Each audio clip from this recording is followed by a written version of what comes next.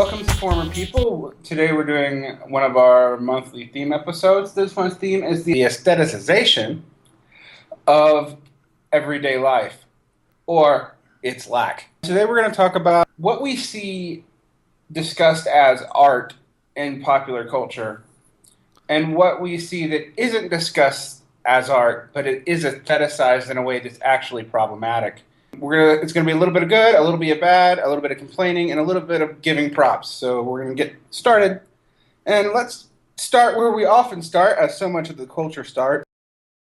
The Book of Face.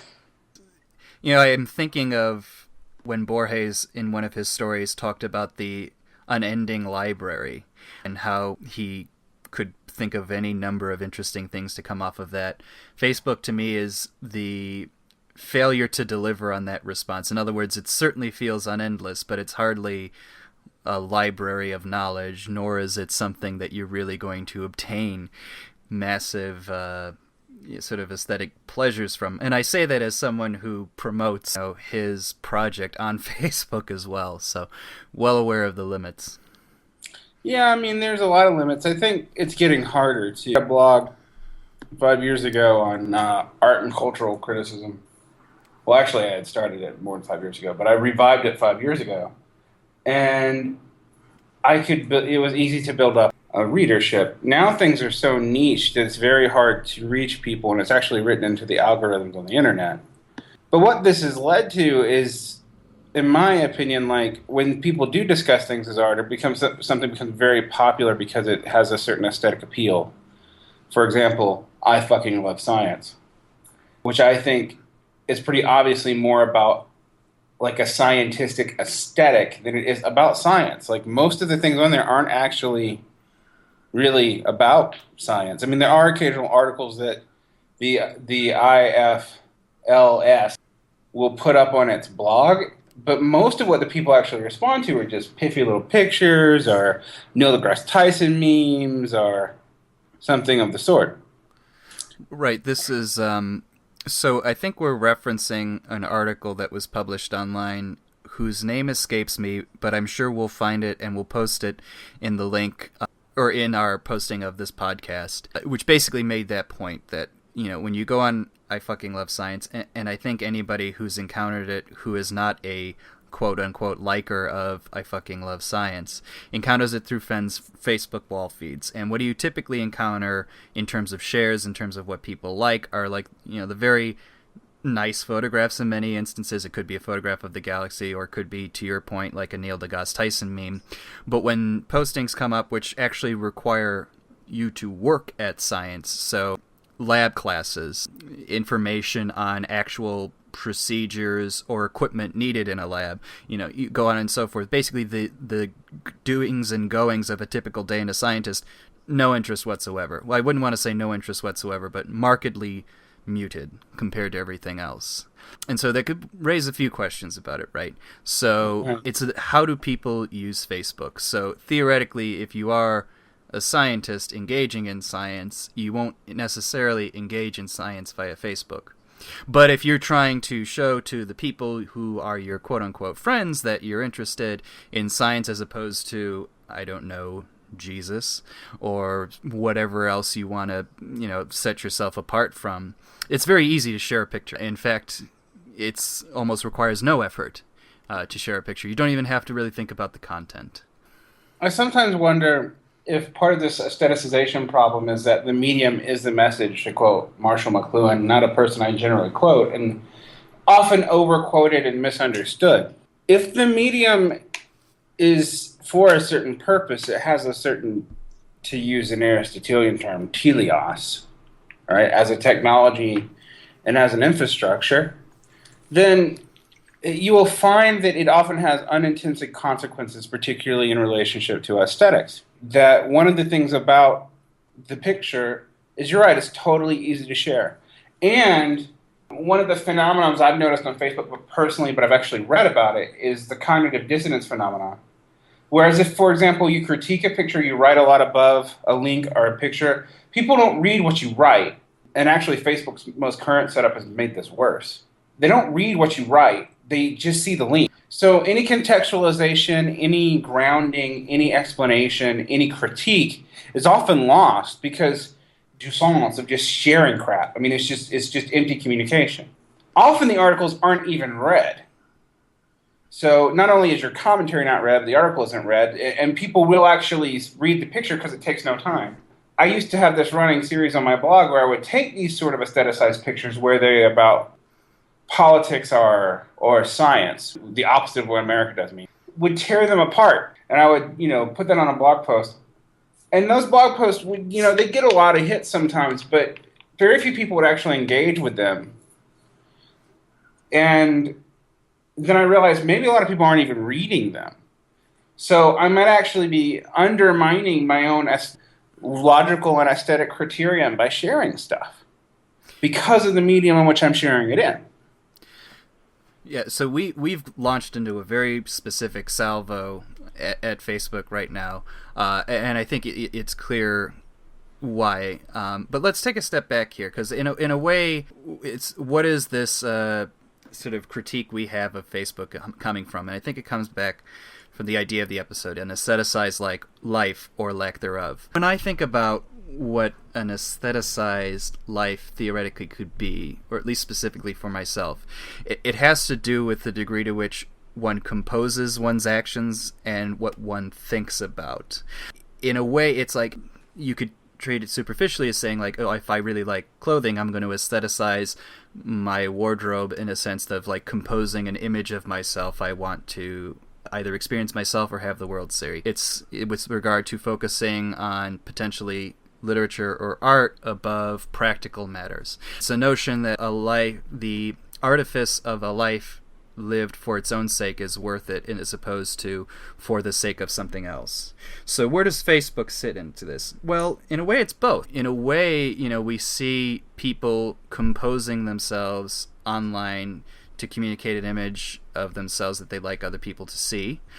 And in certain respect, that can be very much aestheticized. But at the same time, if it's for the sake of, what other people think, or it's getting a sense of kudos, or it's raging against the air or the sky so that everybody might or might not hear, well, then it's certainly a challenge to sort of what I would think of as the enjoyment of living an aestheticized life.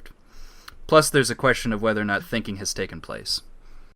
I don't know. What do you think about that, Derek? I don't know. Is there thinking? I think there's a lot of signaling going on. The thing is, not to get all Marxist-y bad habits, but I think there actually really is truly, in a technical sense, something dialectical about it.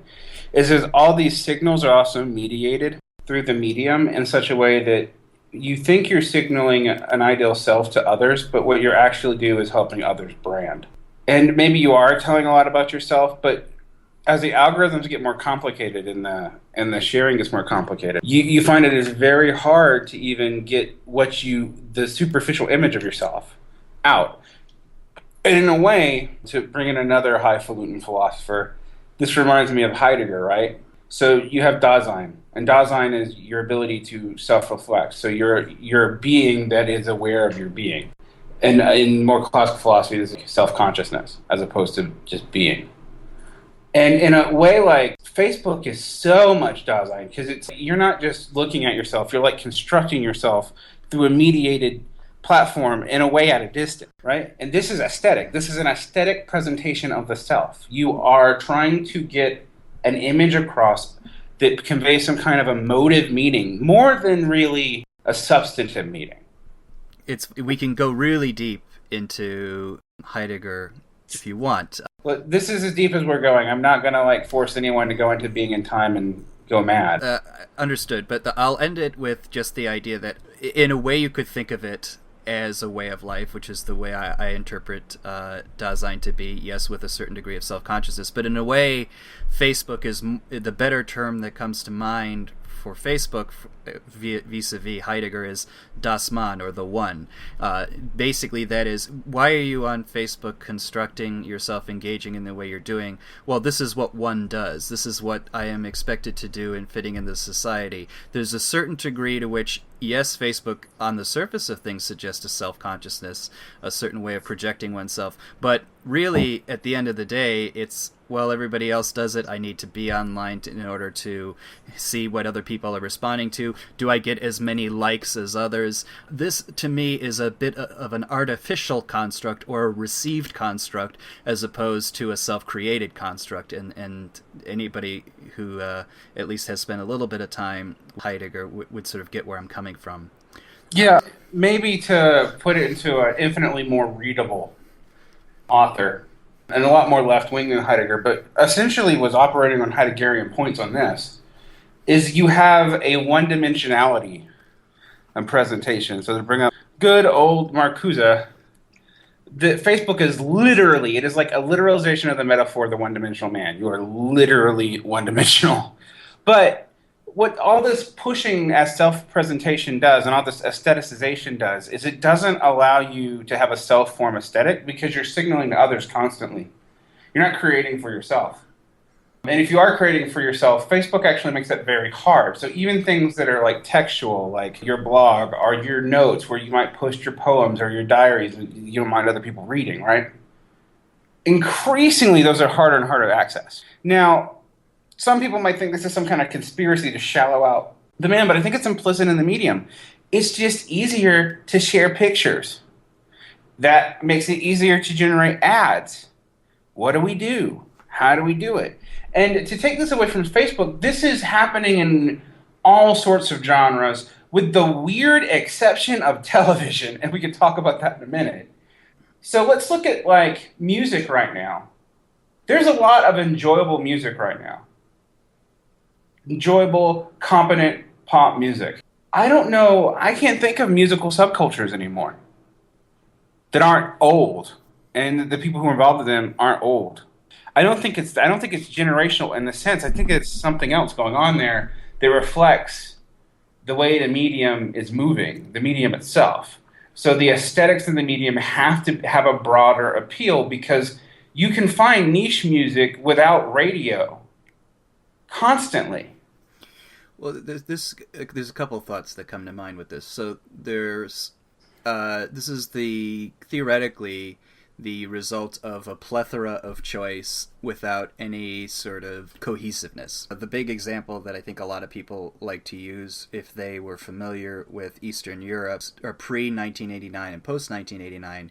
Pre-1989, for those who were in the sort of quote-unquote underground culture, be it either politically, literally, musically, they all sort of blended into one.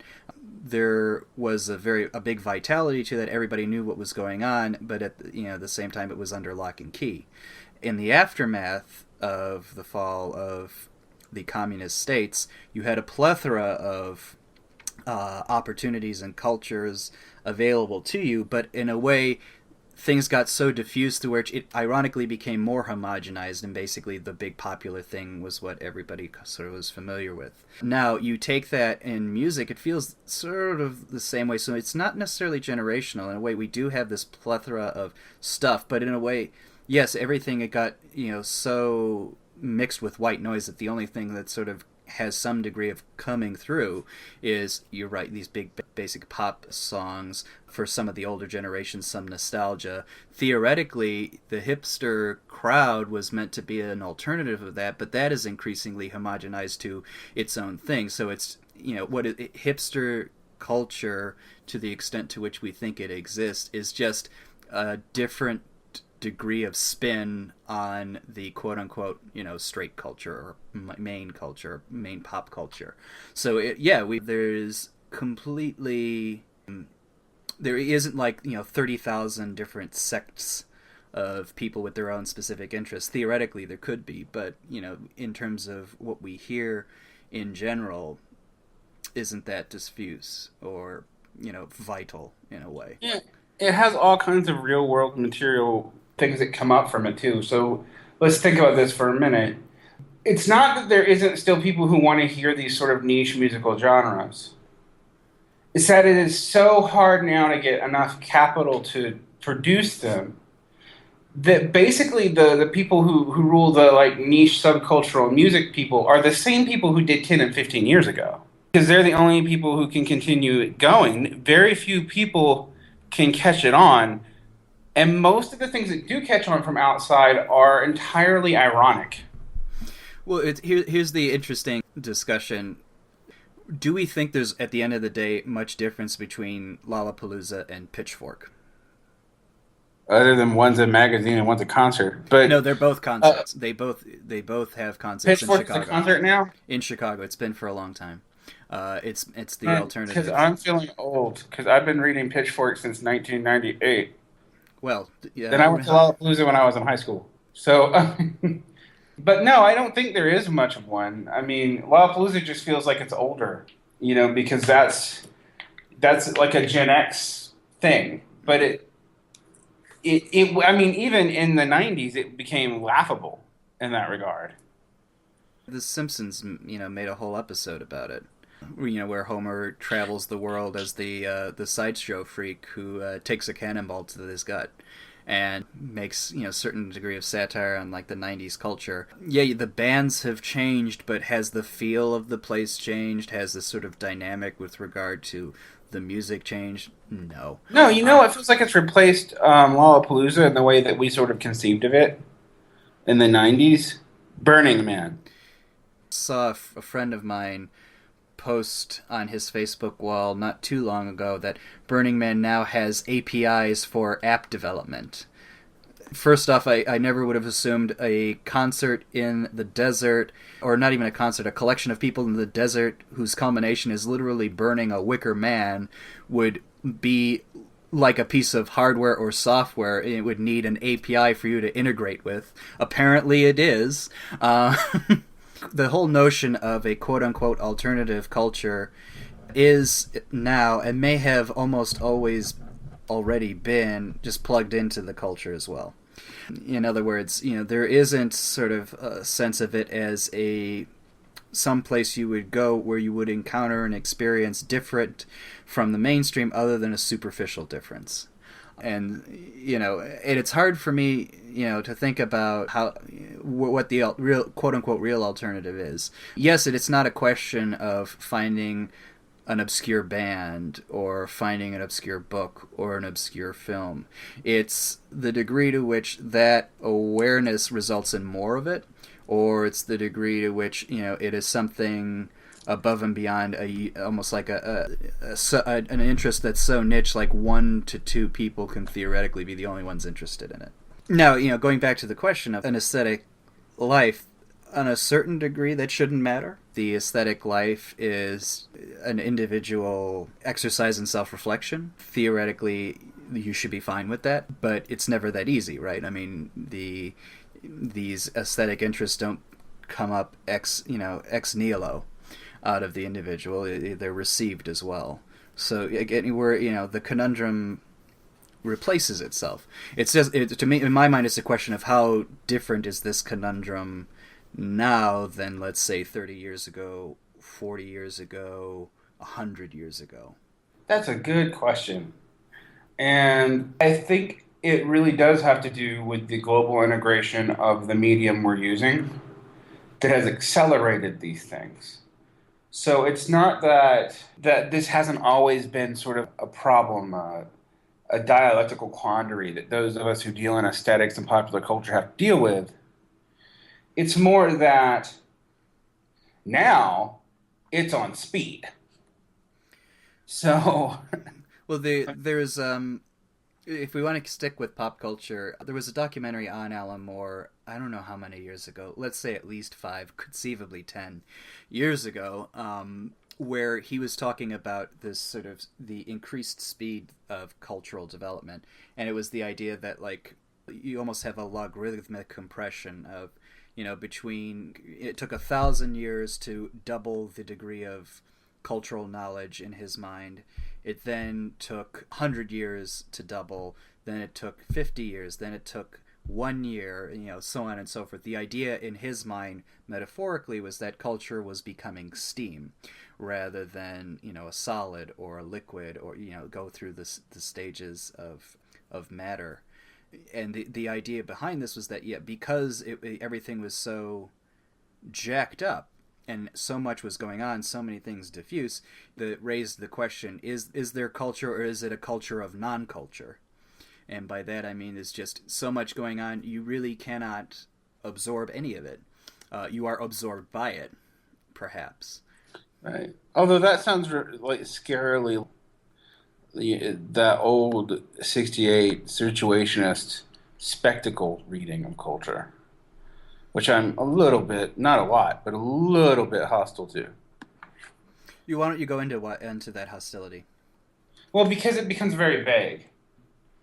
And eventually, spectacle, like if you follow that line out through, what the board did, the spectacle becomes everything and there's no way outside of it. It becomes the ephemera of capitalism itself, which itself becomes the ephemera of all culture. There is nothing outside of capitalism, nothing outside of not just specific cultural part of it. And it leads to, I think, political aesthetic despair. I'm not saying like, oh, we all need to become leftists. I'm saying this literally, like if you have that sort of totalizing view, regardless if it's left, right, or even center, you can go nuts with it. And you see everything as sort of shallowed out. I do think there are still good things made. I do think that there are still, even on Facebook, you can find stuff, but it's harder and harder to do. And there's not a small mass audience for it.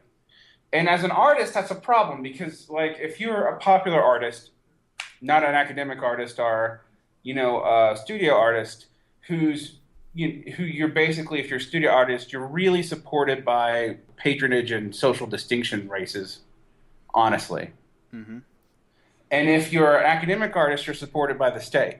But if you are indirectly supported by the state, but you're still supported by the state, or you're supported by a private institution who is getting a tax break, so kind of by the state. Now, if you're trying to be a popular artist in this environment, and let's say you don't want to be super rich, you just want to make enough to do this as your job, it is very hard to do. I mean, you can talk. We talk a lot about writers in the other podcasts, and you and I both know a lot of writers, and we know their situations. And right now, you can make $30,000 a month selling dinosaur porn on Amazon, but no one's ever heard of you.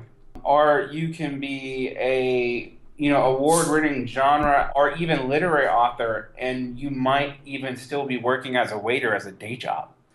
And I think you can't, like, those social consequences have to do with what we mean by this aestheticization and its hollowing out, because you take all these serious elements of life and what we would consider like deeper aesthetics, and they don't have mass appeal, but now there's no real medium for them. And I can produce them, but I'm going to produce them for free, right? Really. So that can't be what I do as my primary job, unless I can find some kind of neat government niche for it. Do you disagree with me? I mean, we used to run this as a traditional literary magazine, and this is more or less why we stopped. So, yes, I think a lot of this is true. And the question as to why this is potentially the case, I have to think about, there's plenty of art that gets created, broadly There's speaking. plenty of good art that gets created. Yes, the question at hand is, how are people, quote-unquote, consuming it? So, think of things that are just exceptionally popular. In absolute terms, what's exceptionally popular are either films, which are really action-oriented or comic book-oriented, certain television shows, which, even though, because they're longer form and have a potential to become a little bit deeper by virtue of having more minutes to fill, are still tend to be either action-oriented or anti-hero, crime-ish related. You can go down the line. It's young adult fiction are the popular books. How are people absorbing it? So I can only speak anecdotally from certain people I talk to who aren't necessarily really high into the quote-unquote highbrow scene. And they consume this either for a light laugh, a means of wasting time, social cachet, something to talk about at the office. In other words, it is consumed for the sake of another reason rather than consumed because it is perceived to be good art. Yes, they when some people respond to it, they'll say, "Yeah, I love Game of Thrones." Period. We'll leave it at that. We'll respond to it in an absolute terms. But if you really see how the actions precede themselves, I think a lot of people are doing it for practical reasons. In other words, if it's done for practical reasons, in my mind, it's interestingly enough not aestheticized. It's a lack of aestheticization. It is purposive. It is almost like a business dealing. And I would agree with you, but what I would throw up is at this point, at this time, now, how do you separate the two? Because I don't think a lot of people who are creating who want to be like professional artists, I don't think they're creating to make money. But I think they do want to do their art as their job. Well, I think that is the case, but I also think that's the art that most people will typically not encounter. Well, yeah, I completely agree with you. I don't. I think when you encounter that, it's by accident, and we can talk about the great accident that is really television right now at the end of this, because that's the weird exception, you know, Mm-hmm. because it has its own trajectory right now. Its trajectory, actually, if you look at the numbers, television has never been less watched ever. And yet, there's more TV shows that people really seem to want to watch, but their margin of watching is actually, in contrast, very low. The mood of television has changed. So, whereas you see movies and, you know, yes, there's anti heroes and stuff in this and a lot of that. And yeah, I'm beginning to find that tired even in television. But television is, right now, for the first time that I remember, a majority pessimistic medium. If you look at most of what comes on it, it's not reality TV, which doesn't really have, you know, optimism or pessimism. If you compare that to narratives in the '90s, you know, the episodic happy things, Right, like right. Friends. Well, yeah, I mean, we remember, yeah, that's true. Though, to be fair, in the '90s, you had shows like Friends, which was just duh, duh, duh, duh, duh. You have, But you also had Seinfeld and The Simpsons, which were very much of the '90s in a certain degree of which they approached irony and a certain lack of concern yeah. with a lot of things. And you had a few other things, but you're right. The quirkier stuff of the '90s have become the standard of now. So what you thought of as like the X-Files, which outside of a few examples was pretty bleak. Twin Peaks, pretty bleak. That's Those are like the two things yeah. you can think of that really set that out. Mm-hmm. Like I can't think of, for example, a whole lot of shows now that are just straight up honest sitcoms like you saw in the '90s. And when you do see them, like Big Bang Theory, How I Met Your Mother, or Modern Family, they actually feel weirdly anachronistic. Well, the biggest anachronistic detail you'll see about them is the laugh track and the three camera setup, as opposed to the other comedy show that sort of changed that or forced it to change was Arrested Development, which you could abandon that sort of sitcom-y style, but they also kind of stole their aesthetic style from the Larry Sanders Show, which also was a very dark comedy, but it was also a one-camera comedy, which is another a short, like a not behind a studio audience. So you have, I think. Yeah, but Modern Family also is like the Larry Sanders Show in that it's also a one camera show, from what I can tell. It's not a studio show. It's not shot that way. Right, but I mean, to be fair, I think there are a lot of weird light comedies that people can enjoy. I'm thinking of all the iterations of The Office and the spin-offs, so of which I include Parks and Recreations as an Office spin-off. But I think those are more cynical than '90s.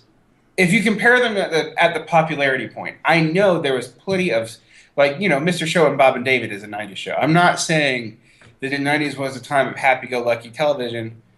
The television has always been much more mixed, I think, than people remember. But I think if you look at like Parks and Rec and look at Friends, Parks and Rec is actually still darker. The Office is still darker. I think that's fair. In that regard, I'd say like the big change happened maybe like in the late '80s, early '90s, and I think the big difference is when TV stopped doing like we're making an episode so that you can have a life lesson kind of thing, which was pretty much how the old sitcoms sort of like Yeah, drove through things. like Who's the Boss, or Right. I mean, not the, or Leave It to Beaver, or so basically you have the trajectory of All in the Family winning. Yeah, and yeah, I mean, All in the Family certainly facilitated a lot of this, but even All in the Family still had its big issue episodes. So, Yeah. which was racism, homophobia, rape, ultimately death by cancer. No, Cheers is one of the first sitcoms I think that didn't really have a lot of message shows that I remember from watching it in childhood. There just weren't a lot of like. It wasn't like watching The Facts of Life. The main thing I remember about Cheers, sadly to admit it, is that this is pre-Frasier. Yeah.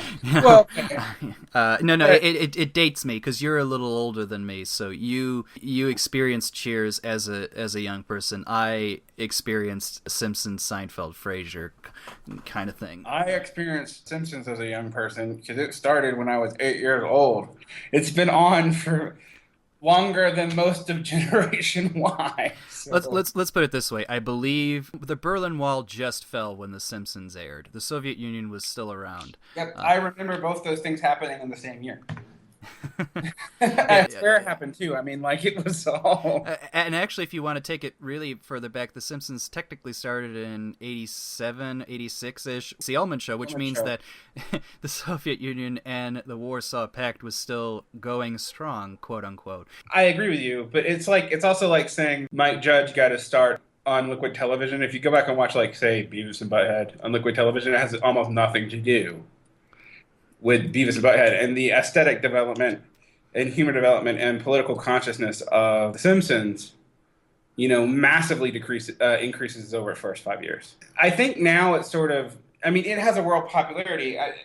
Every country I've lived in, actually more than the U.S., if I'm in a bar here in Torreon or in Zacatecas, and there's not football on, what's going to be on? Probably The Simpsons. And this was also true in Asia, because The Simpsons was literally the only American comedy I remember. Like, a lot of American comedies were released in Korea and in Taiwan, like Community and all that, but The Simpsons was the one that everybody actually watched. Like, if I made a reference to The Simpsons to my students in, Jeonju, South Korea, the Republic of Korea, which is one of the more rural areas of the country, they knew the joke, sort of. They might not have got all the nuances because it's culturally relevant, but they knew what I was talking about in a vague sort of manner. If I was to make a Community reference or a Parks and Rec reference, that show was on air somewhere on cable in South Korea, but they wouldn't have known what the heck I was talking about. Well, this is also true at the time. The Simpsons, let's even ditch the language barrier for a second. The Simpsons came over to Britain no trouble at all. I mean, that really caught on. Seinfeld never did, and there's some practical matters as to why it didn't. Like, it kept getting shuffled around between potential carriers, and they never really put it anywhere that people could settle and find to it. But that always baffled me that Seinfeld didn't catch on with the British environment, in part because it feels much more aligned with British humor than not. But it's a strange sort of situation to find yourself in, where I have to explain Seinfeld to an audience which would be extremely, in my mind, receptive to it. Yeah, it's dry humor, but it's not dry humor in the same way British humor is, honestly. But it like, superficially, it would be hard to know that. I'm trying to think of a good British comedy that doesn't really translate well to the States. It seems like it would. Like Spaced. Have you ever seen Spaced? Well, I thought Space was, ironically enough, the most American of British humor, because all the references and style and format was American. In fact, I was thinking the one that wouldn't really translate very well would be things like either Black Books or Father Ted, which Oh, that's true. I think, but here's the difference, though. I think when the reason why Space doesn't is it is very American, and it seems surreal to most American audiences because of that. Whereas you watch Father Ted and you're basically watching something that's based in a British Irish context, Mm-hmm. and you sort of gear yourself up because you're watching a Britophile. For most people who would watch that, I think the same's true probably also with Peep Show or the various like sketch comedy shows they have, right? like the Fast Show, which unfortunately a friend of mine keeps referring to as the Far Show to stress like an English accent. It just annoys me because I never really understand what she's saying until after she actually sends me a link and I said, "Oh, you mean the Fast Show? Speak clearly, madam." It's true. Let's go back to the aestheticization. This is relevant.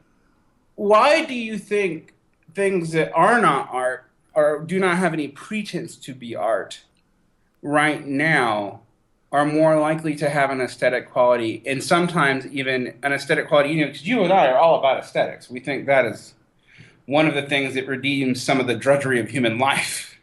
Maybe you wouldn't put it in such stark terms. So I think if the question is why theoretically, you can get higher quality out of genre fiction than fiction that considers itself highbrow literature or extending that out to other media, I think then the answer has to be with the degree to which the highbrow literary genre is really not self-conscious of itself, or it pretends to be, but it really doesn't understand the degree to which it has become a genre and people are servicing on the genre. I think for the genre works, or even in television for those guys who except like, okay, I'm doing like a comedy show, like I don't know, like Bob's Burgers, and I'm going to go with it. Like there's there's a self-conscious understanding of the media they're operating off of, and they're trying to be theoretically subversive to it or do something above and beyond the bounds. High literature doesn't go above and beyond the bounds of high literature, and I think that's the conundrum of just even having the concept of high literature, is that you are creating a genre out of the idea that you don't want to be bound by genre. In other words, you've just created an inescapable genre. Right, and also one that actually has a lot more tacit rules. I think it's like the literary genre has actually fallen into severe bad faith. Because it claims it doesn't have rules and is a genre above genre, it does definitely have rules, rules that are not articulated and become very stale. I mean, how many professors' wife stories are stories with quirky, hopeless people who don't really come to any good end, but also don't have any tragic end? I'm thinking of Wells Towers. High literature has to me like two main genres now, and one is unfortunately predicated on the economic condition in which those authors live in. One's the campus novel, and the other is the obscure young artist who's upset that the world doesn't get him or her. Very easy to understand those genres. They've been done to death. I don't think anybody has been clever enough to add something to them. And then the potential third element is to just be angry with the politics as such, particularly if the politics tends to be spoken by conservatives. Again, all of this is preset in stone. None of it really requires intelligent thought, even though everybody who writes them thinks they're adding to it. They're received notions. Now, I don't want to give a sense that like being political in your writing means that you're going to be lesser. Far from it. It's a question of how you respond to that, and to what degree are you adding your own thoughts and perceptions of the world in. And in some sense, like, what is one's aesthetic other than, in a sort of roundabout way, your particular take on perception, your own particular means of sort of comprehending and making sense of the information you receive. I just get a sense, the more I read high literature, that no one is really adding their own perception to it, even though they think they are. Because their added perception, frankly, is, again, going back to a Heideggerian view, what one does. It's a received sense of self rather than a developed sense of self, if I'm not being too obscure. I completely and totally agree, which means that it's basically because of its lack of confidence in its own inner freedom and this comes not just from inside lack of integrity, although that would be implied. It also comes from outside social pressures. You adopt false set of values and false set generally seem to be moral values, but I also think here it's also aesthetic values, and maybe you can't separate out the two. And that's a hard problem when you combine that with the fact that this is tied to technology and other things that are going on. And I feel like this whole conversation has some like crypto Heideggerian stuff in it, but it is what we see. We see that Facebook is very good at aestheticizing science to the point where there's not a lot of science there. And what can you do about that? Your response to that is not going to be, I'm going to put like a really rigorous scientific journal on Facebook. Your response to that is going to be creating I fucking hate science, which I just looked up does exist. It's the equivalent of saying like the best politics at these days and ages is anti-politics. Well, I just feel, for example, in the political realm, that, you know, all that stuff about moral tribes aside, there's a lot of truth to it. I'm not going to argue that work by Jonathan Haidt, and there's a lot of other people who are working on this now, is wrong. But I do think that it misses a point. Those two things are very much about temperaments. Temperaments are appealed to by aesthetics more than drawn out, reasoned, social, political, economic ideologies. You know, some of it's demographics, but I think a lot of it's really aesthetic when you talk about the differences between Republicans and Democrats. This is an interesting question as well. So I think part of the challenge, and it isn't even just something you get on Facebook or in social media anymore. I think it's now reached the point where this is all part of your day-to-day human interaction, no matter where you have it, is that there is no such thing as sort of a logical discussion or reasoned argument. There is a presenting of emotions. If someone behaves rationally, in best case scenario, in a critical response to that, you don't get a critical, rational counter response. You get an emotional outburst. In other words, we're having, the whole notion of human interaction is pure emotive back and forth. Now, there's a question in my mind is like, is this really an aestheticized world? I don't know that it's necessarily the case, but I don't think it's unrelated either. I see. We have to come to whether or not we believe there's such a thing as false aestheticization. Because what is the aesthetic? The aesthetic is an appeal to truth via some conception of beauty, even if it's an anti-beauty, even if it's like an obsession with ugliness. That is still an aesthetic concern. But you can kind of, positivist philosophers maybe took this too far. I don't really agree with them, but you can kind of see their point when they also said that morality, at some level, is thus aesthetic. It is about what you feel would create a beautiful or unbeautiful world. And these emotive responses is, ironically, they think they are actually reasoning things out. But since they're doing it alone and in response to very superficial imagery, it's coming out as garbled. I'd have to really do some research on sociology and social psychology to really back this up. A lot of people talk about, polarization in media, media bias and confirmation bias. And I don't really want to go into that. That's not what we're talking about right now. But I think there is some truth that this has become like part of what I identify to in a political group is not just that I am conservative or liberal or whatever, is that I am a member of a tribal group with a certain aesthetic identification. So I think there's a certain degree of truth to this, and I think there's a couple elements at play here. In a certain degree, it's reminiscent to me of the Kierkegaardian response to religion, which is that, in his response, you do not rationally find your way to God, as it were. There's a certain degree of a leap of faith. In other words, there's a non-rational element at play in this.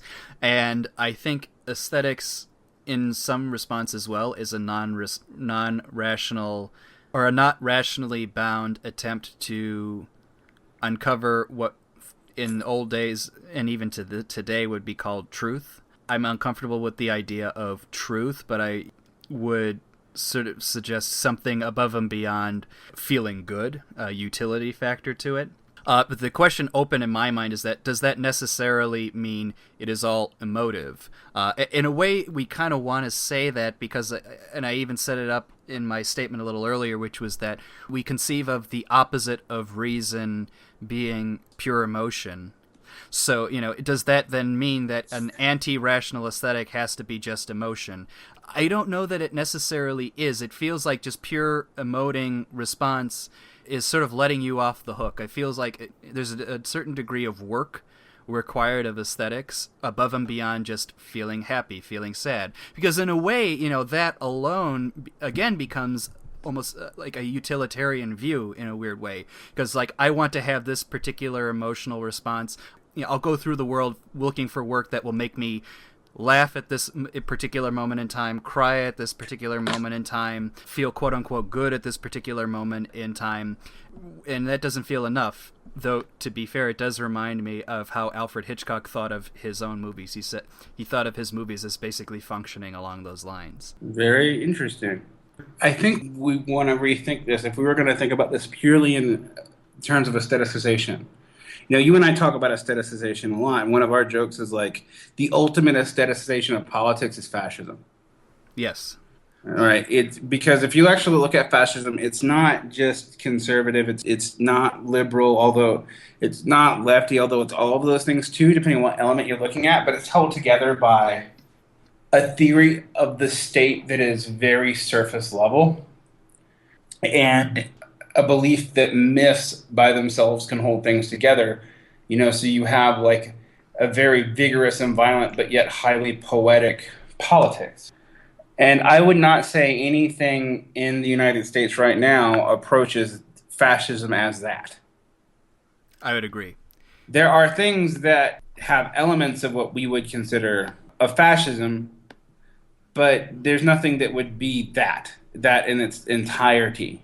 Even the cult of the Founding Fathers, which is truly aestheticized, you would agree with me? Yes.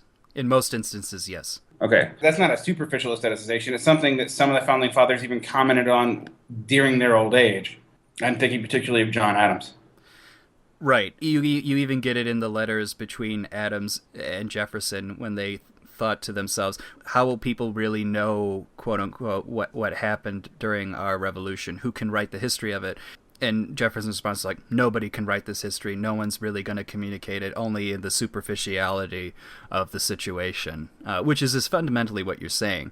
Now, I agree with you. No one is, as of yet, creating a situation where the state, as a sort of mantra, will be aestheticized. But what I do see is the approach to the quote-unquote topics which we would think of as political are aestheticized. So by that, I mean what I sort of hinted at earlier, in that if I respond to, let's say, excessive police force, or if I respond to, the healthcare debate, I'm really not responding into like, okay, a series of facts came my way. I have a logical scientific method where I deduce what's going on and I come to some sort of conclusion from that. And from that conclusion, I can decide what action, if any, the government needs to take, and I vote accordingly. Now, I would say the response to that is police brutality. I'm going to say one thing or the other thing. Healthcare, I'm going to say one thing or the other thing. The content of the discussion at hand be damned. And that I do believe is aestheticized. Yeah, what I was going to back and say, because we might be confusing what we mean by aestheticized, because we're talking in such a broad category of society. The emotive impulses are not aesthetic themselves. Like, right. Just because I'm angry, sad, or whatever does not mean I have the ability to create anything or to stylize it or to lock it into certain forms. But it may be something like proto-aesthetic, because that impulse has to happen first. And this may be a controversial statement because it goes against a lot of aesthetic tradition. Aesthetics can be systematized or rationalized by logic and formal philosophy, but they cannot be generated by formal philosophy. Yes, I hear what you're saying in there. I think that's true. It's like, this is where my mind's going back. I feel like, in a way, we're reiterating obliquely and in a different context, Kierkegaardian philosophy here. Well, today we sound like vaguely, I sound like a vaguely Marxist existentialist, and you sound like a vaguely existentialist. Well, if I keep mentioning Kierkegaard, it's the people would typically think I'm a Christian existentialist, even though I don't believe in God. So Yeah, your leap of faith is art. Yeah. This thing about values and the leap of values is in most of the existentialist philosophers, left, right, and center. You know what I mean? Mm-hmm. I mean, you even see it in Nietzsche. Nietzsche's value above value is like a thing about returning an idea of value that is not a form that's imposed or has some sort of other agenda to it. It's just about value qua value, which can get really confusing when you think about what that would mean. But because he tends to talk about eros and aristocratic, but not in the sense that we think of like just having a bunch of rulers who rule everything, more in the sense that there's people who create things and they're probably violent and terrible people, but they make stuff. And there's people who resent that. And I think we're at a point where this is not resentment. This is a mixture of the medium itself and the forms around the social forms around the medium, and also kind of a unintentional or unrealized bad faith about what people's values actually are, where psychologically these emotive outbursts become sort of protective armor. And then once that happens, they almost have to be aestheticized. They have to be ritualized. They have to be given a glean of beauty, because that systematizes them in an emotional way, even if they can't be systematized in a logical way, because there's contradictions all over everything. I don't want to necessarily say that all of this is just pure emotion, at the very least on the political front, because I think you will see people making arguments for their point of view or not. But I think those arguments, in many instances, and this will cause me enemies, but so be it, a lot of instances, those arguments are in bad faith to the facts at hand. In other words, the whole picture. Well, if you answer the arguments in a lot of those arguments, if you see this on Facebook or blogs, I've had a blog post the other day that I was attacked on by this thing. The very act of engaging the way they phrased the question had to grant them premises that you can't grant, because if you grant them those premises, you've actually agreed to a political philosophy you don't agree with. That is sophistry. And as much as I love aesthetics, I am an old school modernist in that I think even though the brain does not work this way, I will completely admit, if you think human beings are rational animals, you don't understand what reason is. Or you don't understand what logic is. Let me rephrase that. If you think reason is logic and then you think human beings are rational animals, I think you'd have to not understand a whole lot about people and what logic is. But if you think that the reason why people are doing this is not so much, it's not like intentional bad faith. People aren't sitting here thinking like, I am just going to argue on the internet in such a way that all my premises are circular and you have to accede to my premises to even discuss things with me. I think it's just, this is the ritual that's happened for so long that as it gets articulated and rationalized, it has to be rationalized circularly, because that is how beauty is rationalized. It is circular. Something is beauty because it affects my life. It affects my life because it is beautiful. Beauty is a circular abstraction in that way. And I'm not going to say it's totally arbitrary. I mean, I don't go as far as a lot of French sociologists do and think that this is all, that there's nothing objective about it in any way. There is, but how we respond to it is absolute and thus circular. I think of, our listeners are going to hate me because I'm going to mention one more early 20th century European philosopher. But I think of what Kojève says about the absolute, that it is axiomatic. It is circular. It must be circular because it is definitional.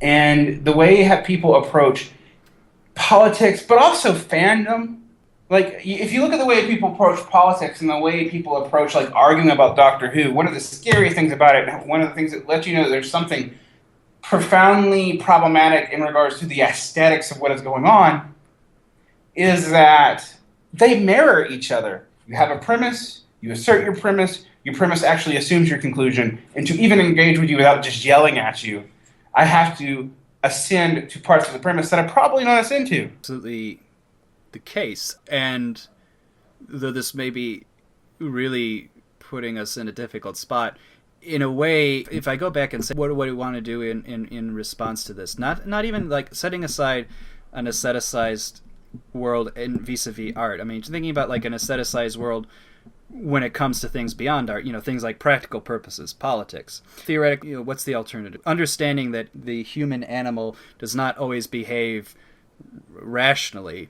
The idea is like, well, we should strive to do so. Now, that desire ultimately has to be axiomatic, because I can't, as it were, prove it. The logic has to come from these axiomatic foundations in order for me to then say, okay, now we have to behave like this, or at least this is our standard. So there's a certain degree which you have to accept it to keep going forward. But I think what the problem, as you alluded to, is that we're living in a situation where that shared leap of faith doesn't exist. There's no such thing anymore as a universal shared leap of faith. I think there's all little niche groups, or maybe not a lot of niche groups, but there's at least a few niche groups. I think we all take a shared leap of faith on is the value of money. And even that's questionable. But generally the people, I'm going to tell you this right now though, generally the people I hear who say I don't like money or I don't think about money, it's like, are the biggest liars. They're the ones who are thinking about it day in and day out. Oh yeah, of course. I think about money all the time. That's like part of what I do with my day. It's like I want to think about money.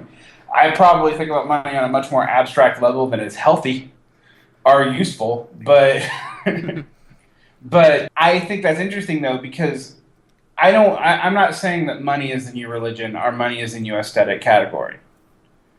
I just think it's interesting that that's the one thing we can kind of agree on functions. And it does pretty much function on social faith. People think that's just fiat money, but the reason why we all think gold had value is because we all thought gold had value. No, it's right. I mean, even if you think about it in terms of practical purposes, there are very few practical purposes for gold. You don't want a currency that has a practical purpose. That would deplete the currency. Yeah, exactly. Then you're in a true commodity exchange market. I mean, it's just a barter system. Right. And that doesn't really do much for anybody. So I think that's interesting, because when we talk about the aesthetics we all share, it's interesting because even though we're arguing basically we don't share aesthetics anymore, but because of that, there's no oppositional aesthetics either. And so all you see is the most popular to the most people, what the most people are going to find inexpensive. And with like I said, the exception of television, really, truly, and like music that very few people listen to, you don't have a whole lot of what we would consider substantive stuff because of that. Because anything else you're going to do is going to trigger these tribal aesthetic responses. And we say this, and I'm not just talking about like Democrat, Republican, leftist, rightist, conservative, Marxist, or whatever. I'm also talking about like Doctor Who fan versus what would be anti-Doctor Who. Well, it's more like Star Trek versus Star Wars. Or old Star Trek versus J.J. Abrams Star Trek, or Marvel versus DC. Yeah, just lower the stakes. Better examples, the lower the stakes are.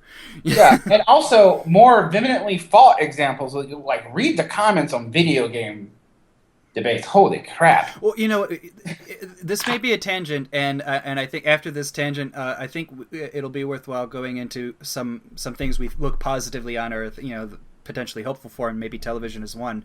But the thing that really shocked me, talking about comments on video games recently, I followed Mass Effect, the series. I never really played it, but I liked the story.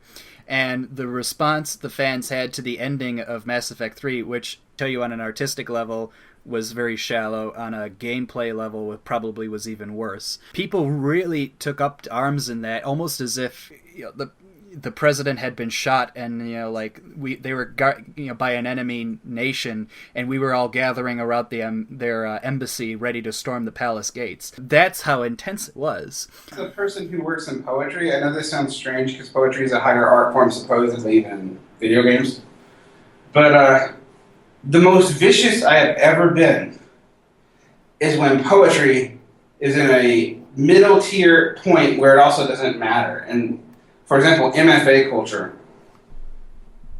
can be horribly vicious. Like inner circle of the Soviet Union vicious, except no one kills each other because you can't really get away with it.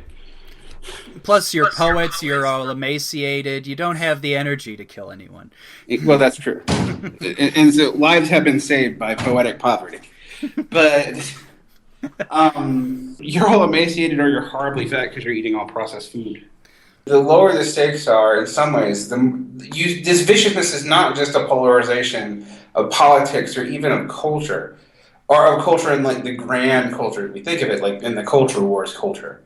This is a polarization that goes down to like whether or not I like Mass Effect 3's ending, or whether or not I think Halo is a better game than Gears of War. The amount of passion that's poured into this, and what's interesting, it's not passion a lot of times, it's passion for.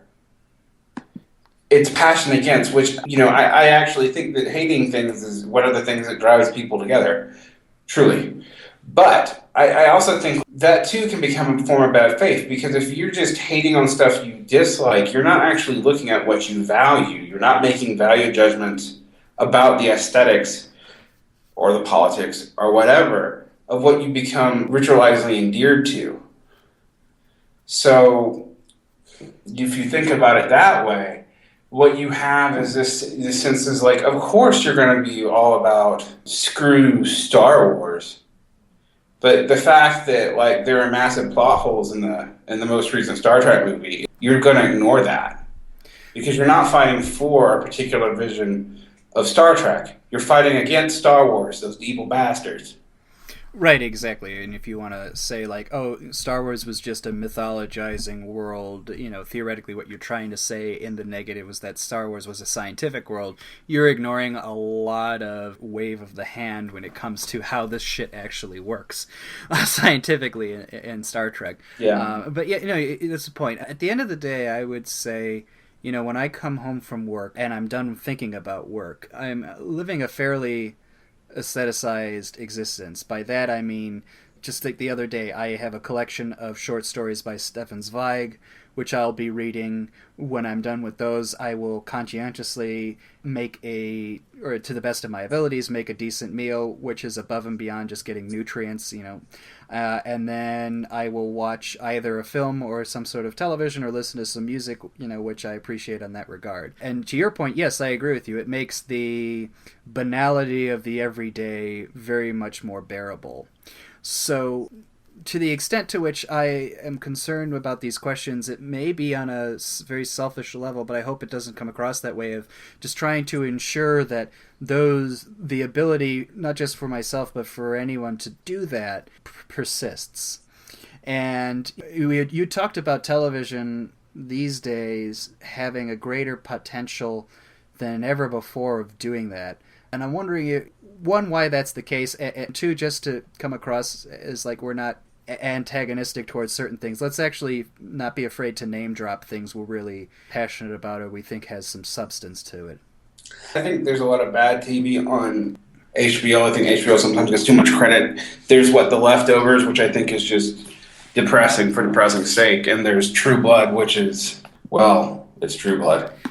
But, you go 10 years ago, I thought HBO really knew its game. And that was because it had, in my mind, the pinnacle of HBO's was actually Deadwood. It wasn't The Sopranos or the other ones. I mean, story that got sort of left behind, and unfortunately was left behind from what I've heard, was that audience did not justify the cost.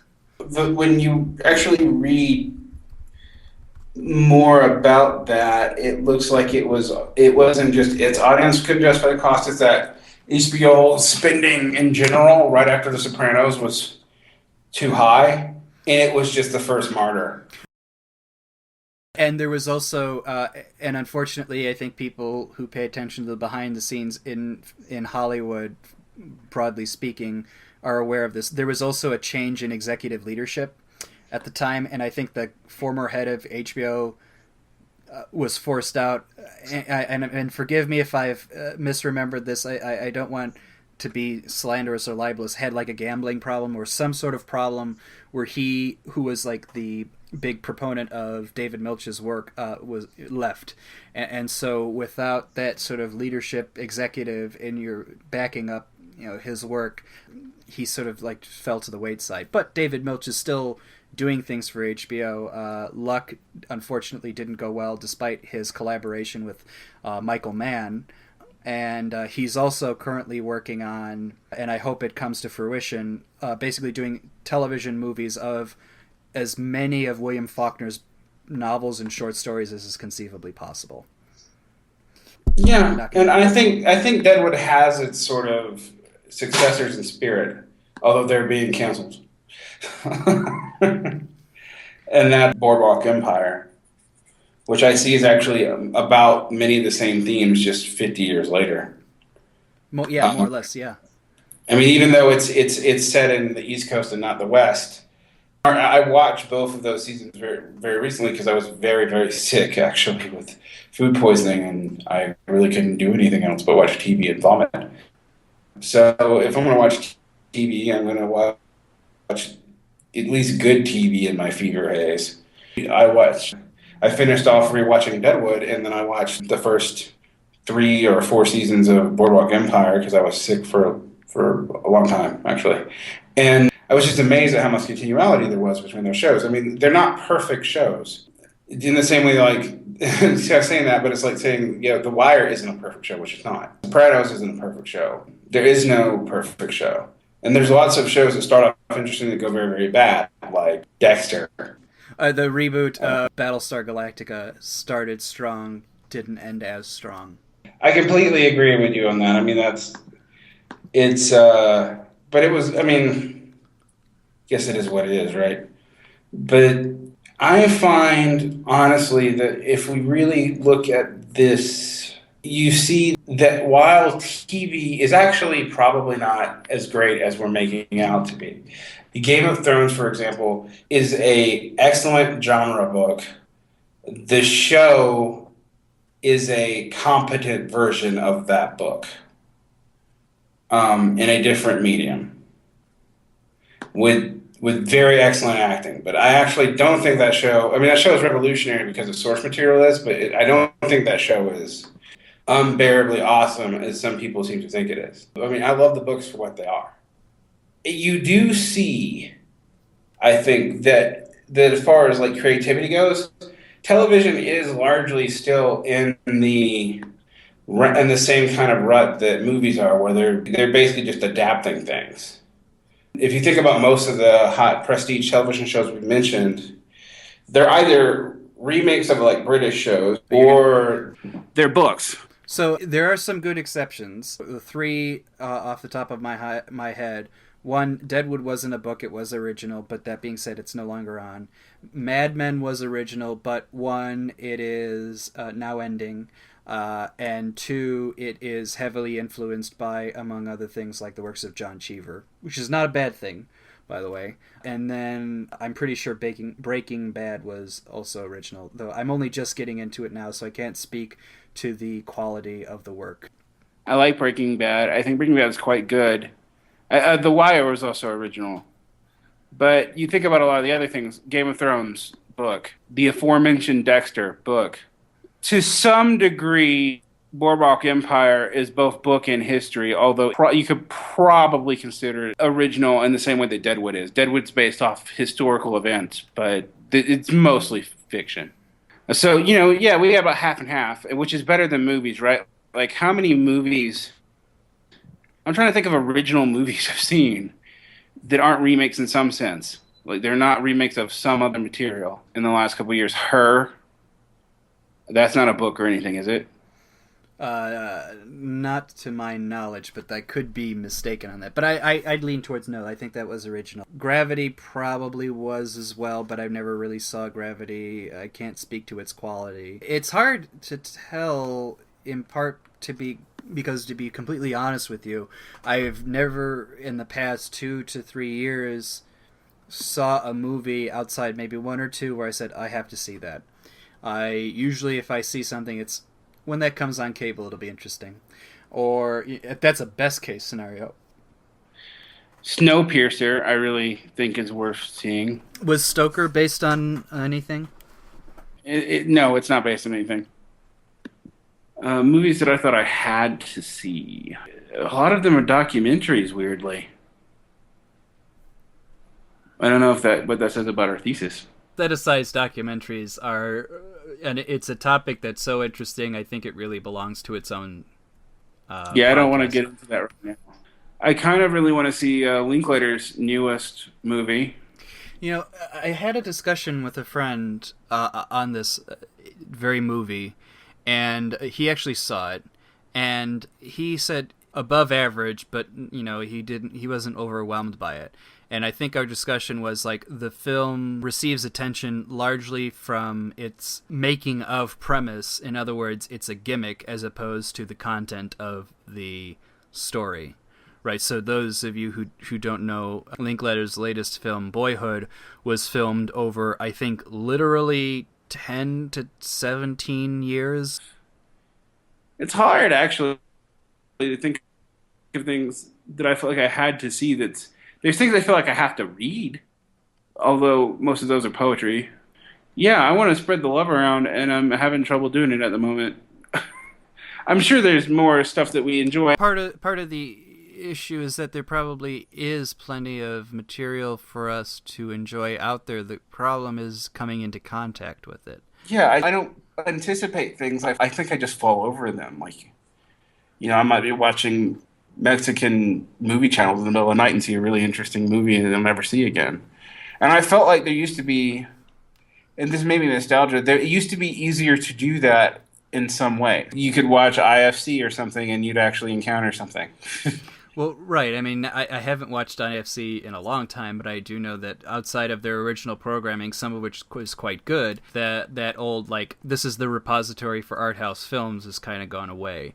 A little bit, at least. But, you know what, I'll tell you what, I'll even be pleasurable about just, like, not even an art house material. It's just, like, typical like Fox animation. I'll just say Bob's Burgers is very good, and the reason why I'll bring it up is in the degree to which it's against the trend of animated comedy which Family Guy sort of set up. Family Guy is very famous for this whole they're servicing very jokes regardless of the narrative at hand. So like it's all about cutaway gags which really have no bearing on anything.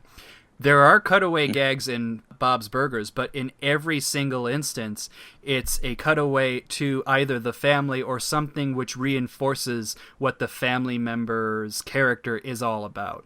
So that is something very, very different. And more importantly, what you will see in Bob's Burgers is rather than like too cool for school irony, no one really gives a shit about this family. It's like, no, it's a legitimate celebration of this family and all of its sort of quirks and mannerisms. I mean, yes, it pokes fun of the family, but it pokes fun in that sort of kind of loving way, which is a celebration. It's a celebration of the awkwardness as opposed to laughing at the awkwardness.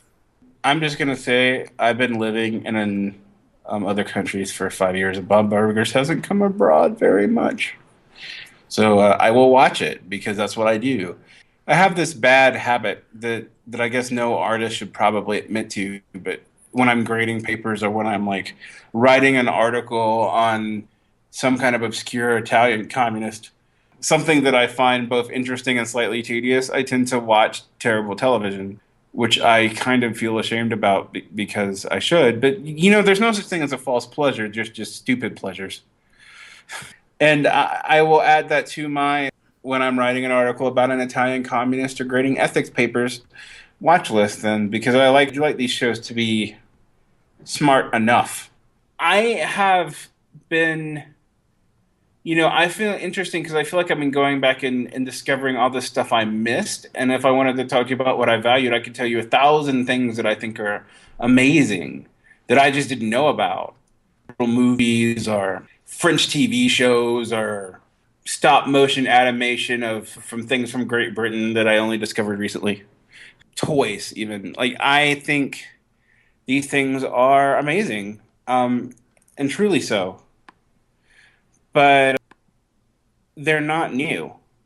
And it comes out to my original point. I do think there is stuff that is really promising and really good, but it's just I have to actively search for it and sometimes very hardly. Like for example, I listen to a ton of audio fiction podcasts. Most of them are genre because that's what they tend to be. And there's just occasionally you'll find a little gem on one of those podcasts and you have to go and from a writer that's alive and new, and this is a story that's like within the last 2 years or so, and I just have to dig to find these guys. I've sometimes there's writers I really like that I'll discover this way. I'm thinking of actually John Langan.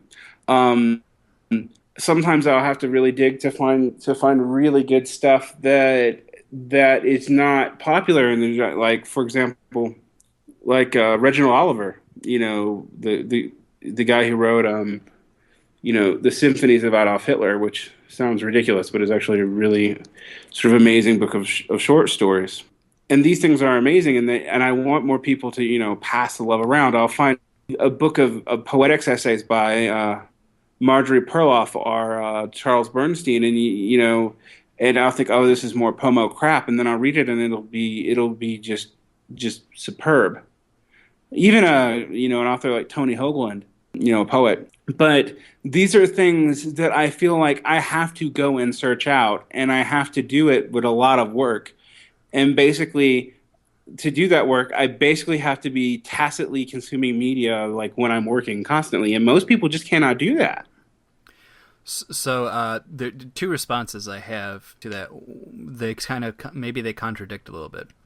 So on one level, part of me would say that is in part of the work I was talking about in terms of when one lives an aesthetic life, you have to put some of that effort into it. Now, I wasn't necessarily thinking about finding material, but there's a certain degree to which that is true. That being said, the degree to which one has to look is becoming harder and harder. So I think there's two elements to that.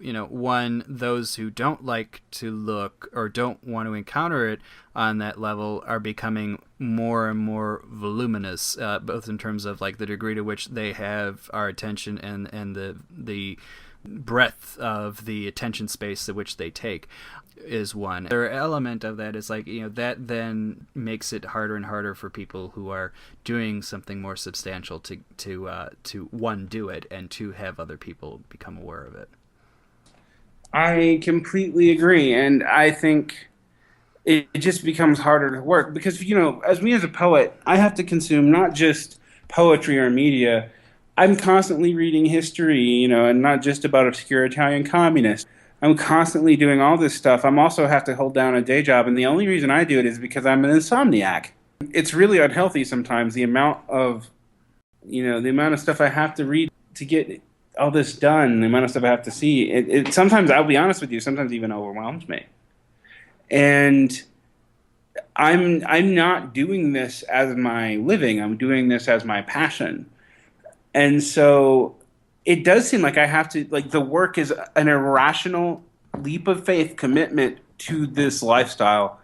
And I'm not making this irrational leap of faith commitment to this lifestyle in the sense that I am foregoing making money or having a day job or, being a starving artist all the time. I didn't pick that choice because it's frankly stupid. But you do have to like burn the midnight oil sometimes to do this and to enjoy these things in life. You have to be really willing to invest. And I think if all you're, and maybe this is a good note to end on, if all you're doing is criticizing and not positing what you love, all it becomes is meaningless commentary for you too. And I think that's where a lot of things go wrong, where a lot of people have attempted, to do left or right wing criticism of the arts or this, that, or the other. When you agree that the problem is these people, sometimes you have no idea what they're really for. You do know what they're against. And that seems at first like, this is good. People are clarifying, they're taking a stand, but it eventually becomes like, like I said earlier, it can become a form of aestheticized bad faith. So, yes, I think that's very much true. But I think it's also, unfortunately, a situation I think we tend to find ourselves in more easily than we would want, probably by virtue of the degree to which there's so much. That we, at least you think of yourself as having to stand against. Now, I think there's a certain degree to which that is a cop out answer, but I think we are also aware of how much harder and harder it is to to find and defend that which you enjoy. In other words, it's becoming increasingly difficult to keep good faith, which perhaps because of its difficulty makes it all the much more valuable. This is sort of the positive aesthetic work.